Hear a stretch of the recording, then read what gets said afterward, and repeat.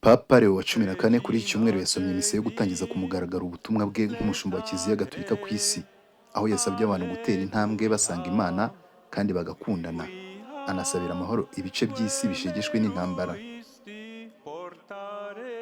Papa yasomeye iyi misa abantu barenga ibihumbi 100 bari bakoraniye ku mbuga ya Mutagatifu Petero i Vatikani, barimo abami, abamikazi, ibikomangoma n'abakuru b'ibihugu bose hamwe barenga 200, barimo Perezida Brice Oligui Nguema wa Gabon, Bola Tinubu wa Nigeria, Volodymyr Zelensky wa Ukraine na JD Vance, Visi Perezida wa Leta Zunze Ubumwe za Amerika. Uyu munsi ku nshuro ya mbere yashyizwe mu modoka izwi nka Papa Mobile, agenda aramutsa imbaga yari iri aho, ari nako batera hejuru bavuga ngo Viva il Papa, Narambe Papa na Papa Leone, izina rye ry'ubupapa mu Gitaliyani.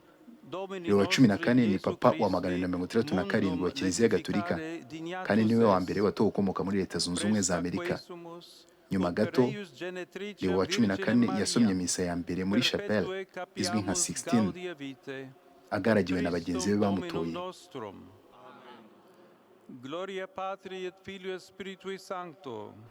Iyo kuri iki cyumweru ni nayo ya mbere asomeye imbaga, ari nayo yari yo kumurikwa ku mugaragaro nka Papa. Papa Leo wa 14 watowe na bagenzi be ku itariki ya 8 Gicurasi z'uku kwezi kwa Gicurasi 2025.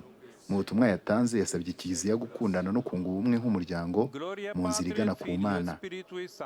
Yagize ati: "Natoranijwe ubwanjye ntabikwiriye, none ubu n'ubwoba n'umushyitsi nje mbasanga nk'umuvandimwe, ushaka kuba umugaragu w'ukwemera kwanyu n'ibyishimo byanyu, ngo tujyane mu nzira igana ku rukundo rw'Imana, kuko ishaka ko twunga ubumwe mu muryango umwe."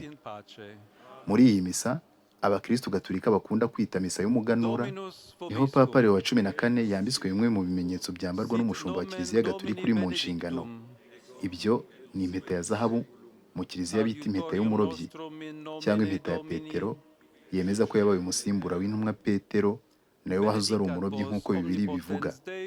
Iyi yambitswe ku kiganza cy'iburyo. Yambitswe kandi ikindi kimenyetso ndangabubasha kizwi nka pallium. Ni umurimbo wera utamirizwa ku bitugu hejuru y'ikanzu yambarwa na Papa. Muri iyi misa, Cardinal Fridolin Ambongo wo muri Repubulika ya Demokarasi ya Congo, umwe mu bahabwaga amahirwe yo gutorerwa uyu mwanya, yasomye isengesho ryo gusabira mugenzi we watowe ngo asohoze neza imirimo yatorewe. Mu butumwa bwe, Papa Leo yavuze ko mu isi ya none yuzuye ibikomere by'urwango, urugomo, ubwoba n'ubukungu bukoresha umutungo kamere w'isi bugatindahaza abakennye cyane, ko Kiliziya ishaka kuba ahantu h'ubumwe, ubufatanye n'ubuvandimwe muri iyi si.